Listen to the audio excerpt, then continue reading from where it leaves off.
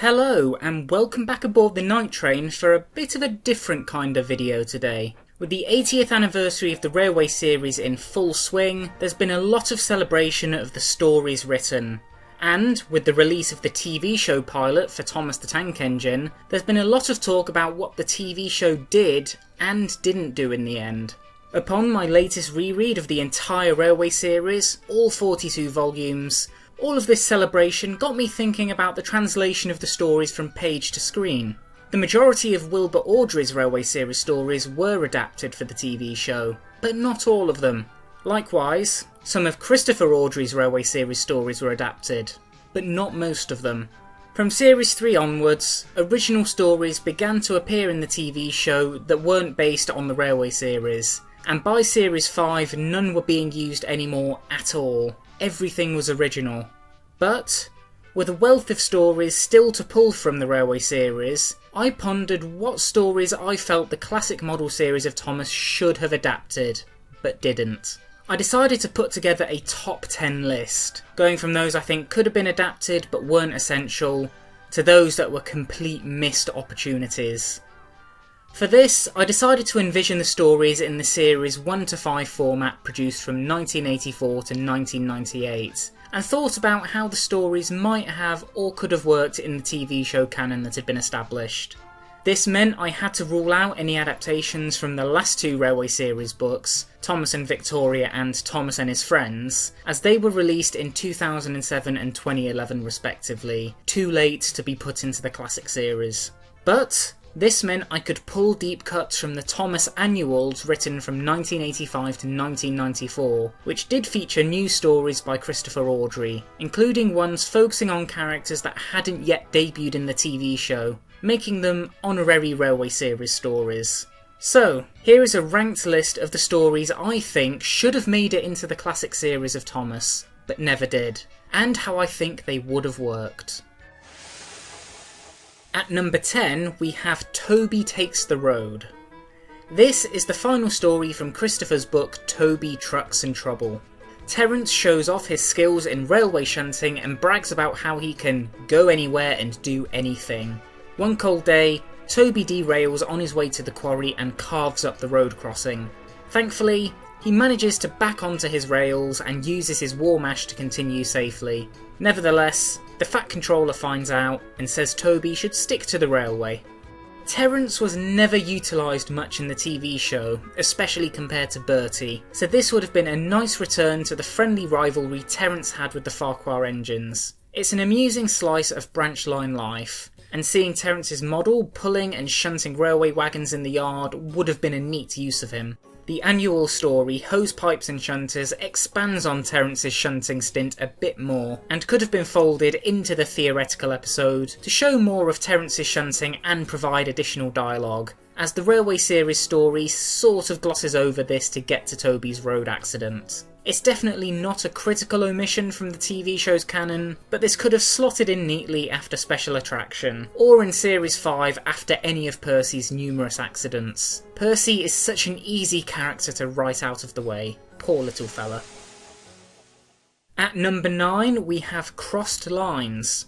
This is the second story from Christopher Awdry's volume James and the Diesel Engines, where James puts his grievances with diesels to bed. James complains about diesels having two cabs and boasts about his own importance.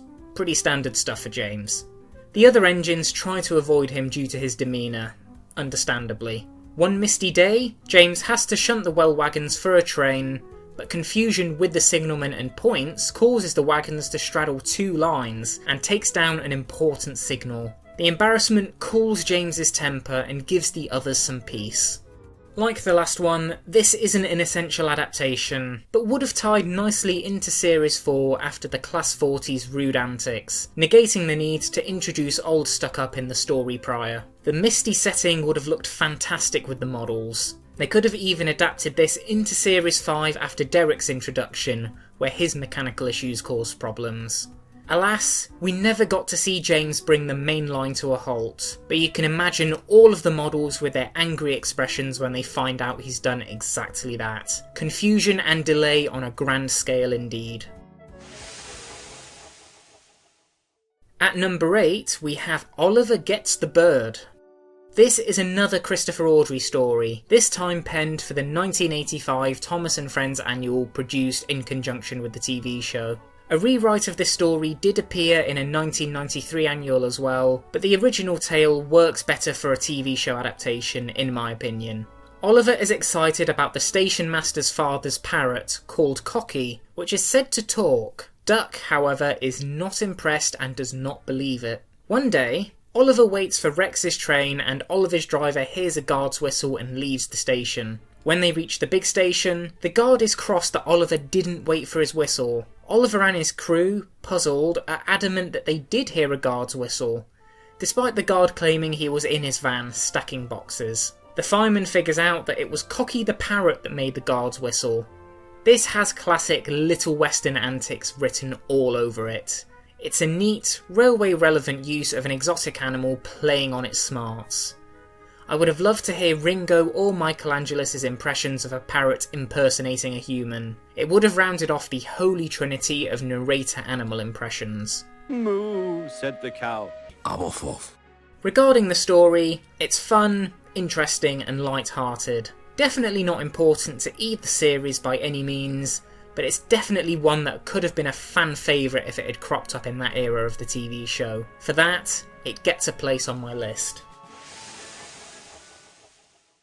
At number 7, we have Triple Header. This is the final story from Christopher Awdry's first Railway Series volume, Really Useful Engines. The preceding stories, Mind That Bike and Fish, both got adaptations in Series 4, but the final story also had classic Thomas potential baked into it.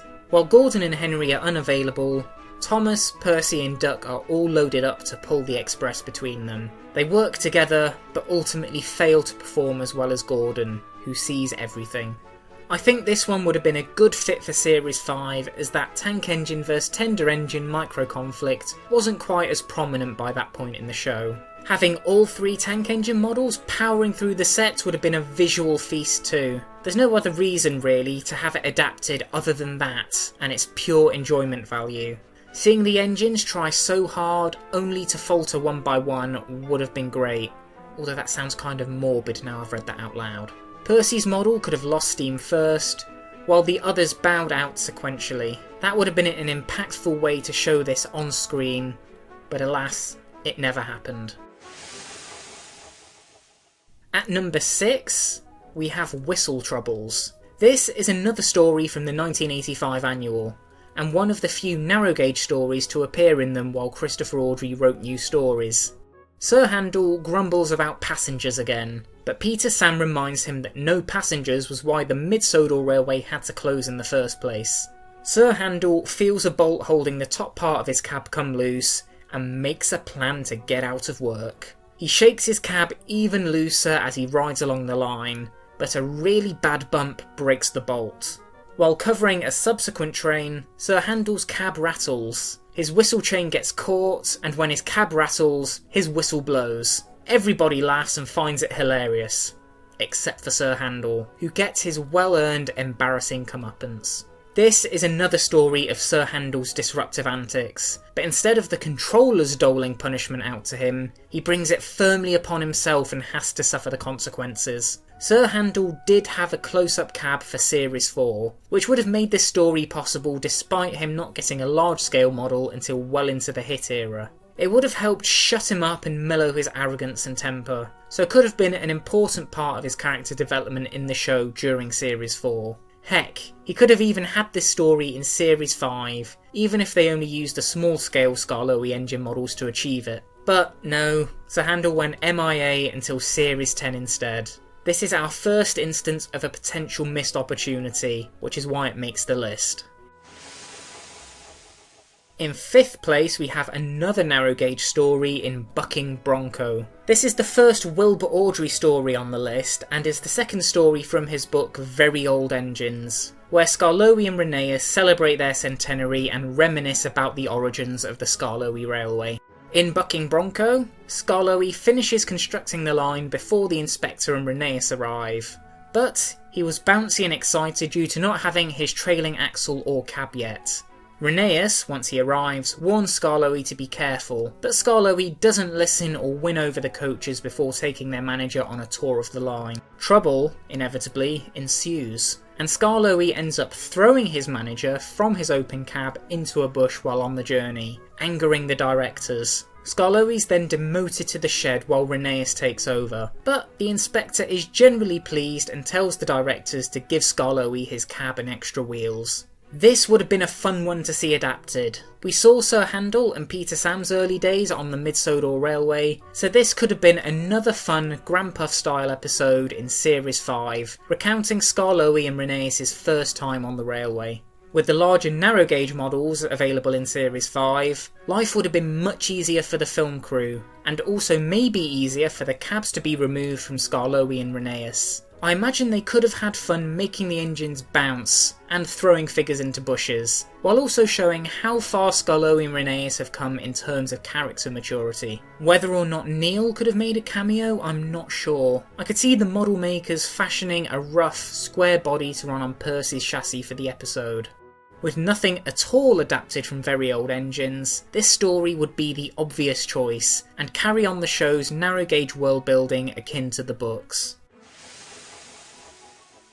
In 4th place we have Down the Drain. I might be cheating slightly here, but hear me out. This is the final story in Christopher's volume Thomas and the Twins, and the first proper encounter between Thomas, Bill and Ben. While the stories from this book have influenced episodes in the CGI series, such as the opening of Tale of the Brave pulling from Scrambled Eggs, and Duck in the Water pulling from Down the Drain directly, there never was any straight adaptations of these stories from the book. In actual fact, I think combining the opening of Scrambled Eggs and the events of Down the Drain would have produced a fantastic classic series model episode.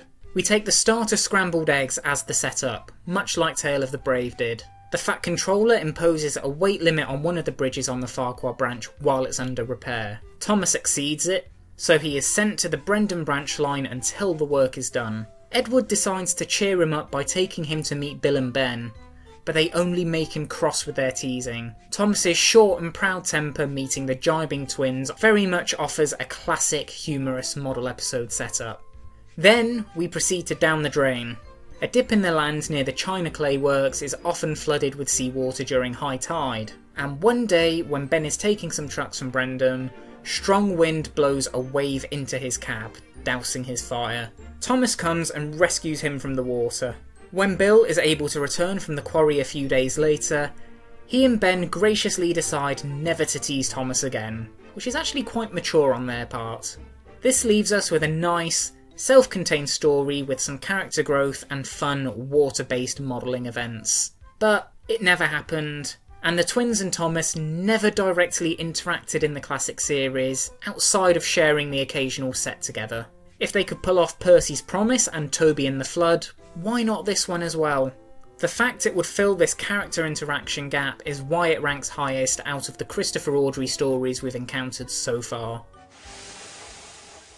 Into the top 3 now, and we have in 3rd place Little Old Twins. This is the final story from the Little Old Engine book, and the prior 3 were adapted in Series 4. In Little Old Twins, Sir Handel and Peter Sam think some visitors are coming to close and sell their line, like happened previously. But the line is actually being filmed for a documentary. This would have made for a meta episode for the classic series, similar to Tit for Tat in Series 20. And it would have helped put a neat bow on the Mid-Sodor tales from Series 4, and also Sir Handel's knobbish streak. The Fat Controller would probably have stood in for Mr. Percival, the Thin Controller, and I doubt the show would have mentioned the Taliclin Railway as happens in the story. They probably would have rewritten Skarloey's speech to not mention any real railways. After all, the writers wrote a whole new origin episode for Stepney that circumvented a need to mention the Bluebell Railway by name, so I suspect they would do something similar here. Still, I can see this one slotting in and being as beloved as the other classic series narrow gauge tales, while helping to close off the history of the Mid-Sodor and some of the narrow gauge character arcs. And now, 2nd place, the runner-up. And it's probably no surprise, but for this spot I've gone with Super Rescue. This is a bona fide fan favourite and the only story from Enterprising Engines not to be adapted. Two diesels, 7101 and 199, arrive on the island. 7101 is friendly, but 199 is rude, saying diesels are more reliable than the steam engines. Standard diesel stuff. The next day, Henry is rolling home tender first, with his regulator jammed, and he meets a failed 199 with a tanker train at a signal box. 7101 passes by with a passenger train just as Henry pushes the freight clear, but then also breaks down. Henry, with some help from 7101, still able to move, bravely takes both trains to the next station. Flying Scotsman bears witness, 199 is sent away, and 7101 eventually joins the railway, earning the name Bear in the process. This is a great underdog story, showing new does not always mean best or strongest. It shows off Henry's resourceful, resilient side through his raw strength. This never got adapted in the show, probably due to the cost of making 2 new diesel models and a full Flying Scotsman model. But I think with a few character swaps it could have been done justice in the TV universe in Series 5. If I was adapting it, I would have set this story during Stepney's visit to the busy end of Sodor, within the period when the Class 40 diesel was visiting, so the TV crew could use his model in place of D199. They are essentially the same character personality-wise. Bear could have been swapped out for Boko, or perhaps even Derek, giving those characters a shining spotlight given they both accept and stand up for steam engines. Flying Scotsman could have been swapped out for Stepney, who takes the Enthusiast special, and the rest remains the same. I think it's a pity we never got this story told in any form during the show's run. It is one of the biggest missed opportunities of all in my opinion, and the opinion of many others who also hold this story in a special place.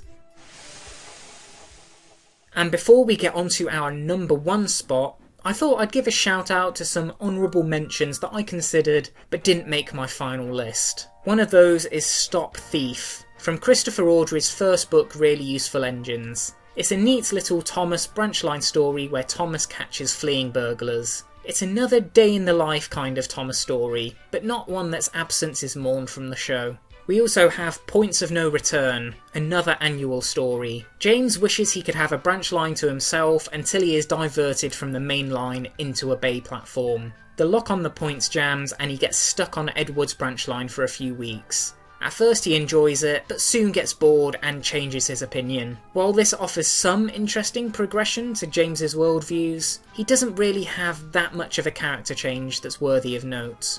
Terence turns pot hunter. This is another annual story and another Terence focused one at that. The idea of Terence outdoing archaeologists digging on the wrong side of the line is an amusing one, but it is also similar in concept to some episodes we did end up getting in the show, where engines stumble across artefacts and treasures, so this one didn't make the cut. Thomas and the Swans. This is an interesting one as 2 versions of this story exist. One is an annual story produced during the classic series run, and the other is a semi-recycled, rewritten version that appeared in the final Railway series volume. The annual story has the better setup, but the Railway series version had the better resolution. Put them together and you would have had a great Thomas branchline story, but the second version didn't appear until the CGI era of the show, so couldn't have been done in the days of the classic series. And finally, Jock from Jock the New Engine. This absolutely could not have been done in the classic series, but I would kill to have heard this page's dialogue adapted in any episode. "Do you know what I think?" asked Bert one evening, soon after the next season began. "News to me that you could," said Mike cheekily. "I suppose it would be," retorted Bert, "never having done any thinking yourself." Rex chuckled, and he and Mike waited. "Well, go on," prompted Mike at last. "Aren't you going to impress us with your thoughts after all?" He winked at Rex. "Something," Bert announced after another pause, "is going on in the workshop." "Work?" suggested Rex innocently. And finally, onto my number 1 pick for the Railway series stories that were most deserving of a classic Thomas episode adaptation. This one is going to be the most complicated to explain, but it is what I most strongly feel should have been adapted into the classic series, but never was. This is perhaps due to events playing out at the time, and Britt Allcroft's ambitions going in a different direction. But it's a crying shame that the stories, in my number one spot, were never made into episodes. Shortly after the airing of Series 4, Wilbert Awdry sadly passed away in 1997. Following his death, the decision was made to write Series 5 with wholly original stories, instead of adapting any more from the Railway series. Whether this was intended to be out of respect or due to a perceived breaking of the chains is unclear. One known reason for this, though, was because Britt Allcroft had a strong desire to create a theatrical Thomas the Tank Engine film, and wanted to dabble in more cinematic productions. Admittedly, a lot of Railway series stories that weren't adapted at that point were not very cinematic or eventful in terms of accidents and set pieces. Still, there was not so much as an homage or mention in honour of the man who made Sodor in Series 5, which has to be one of its biggest failings despite the nostalgia I have towards that season. However, I believe this could have been rectified with 2 of Christopher Awdry's penned Railway series stories adapted for the TV show. For the number 1 slot in this list, my gut told me I should put the entirety of the Wilbert the Forest Engine book, published in 1994, because this is my ranked list and I can do whatever I like. But, upon further reflection and rereading the book, this didn't feel quite appropriate either. The second story, Cab Over Wheels, is a retread of familiar territory such as the story of Smudger, Percy Takes the Plunge and Down the Mine. Making a model of 16 for one story, or painting up a single austerity only to re-livery it into the other one, doesn't make much production sense given the complexity of the liveries. Likewise, the final story of Wilbert the Forest Engine, which revolves around pulling a train with wire, isn't the most visually or narratively entertaining concept for television, but the remaining 2 stories, Percy's Porridge and Foaming at the Mouth, would have made the perfect 2-parter to commemorate Wilbert and the Railway series following his death. Yes, I know 2 stories in the number 1 spot is still cheating somewhat, but one couldn't really work without the other. Percy's Porridge sets up the stage for Wilbert's arrival, but for TV I think I would reframe it as the Fat Controller announcing he's bringing an industrial saddle tank engine to the railway on trial. Percy gets excited by this, but likely won't meet him on the Farquhar branch, and the story then plays out as penned by Christopher from there. Percy gets spattered with oatmeal in a station accident, which in the rain becomes sticky like porridge. Wilbert is then diverted, and Percy gets to meet him after all, while being cleaned up. They could perhaps also have given a cheeky nod that Wilbert is named after a famous author who wrote stories about railways, which would have been a nice but subtle nod.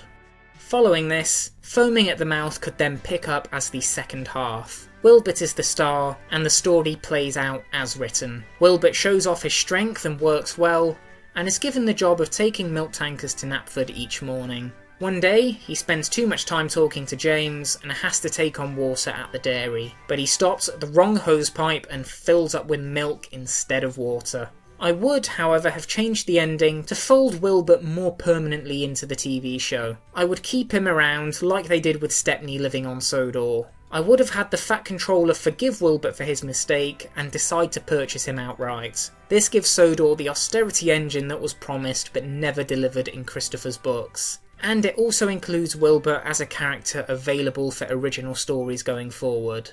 All in all, it would have been a tasteful tribute to both the Awdrys, Wilbert in particular, as well as the Railway series. So that's my number 1 spot, 2 tales from Wilbert the Forest Engine. It is a pity that we didn't get more Railway series adaptations in the model series. We got a trilogy of direct adaptations in Series 20 though, but then the CGI series veered hard away from that path and undid any and all goodwill with Big World Big Adventures. I doubt we'll ever see an adaptation again, unless the full series gets rebooted yet again after All Engines Go, or unless that Mark Forster theatrical film actually gets made.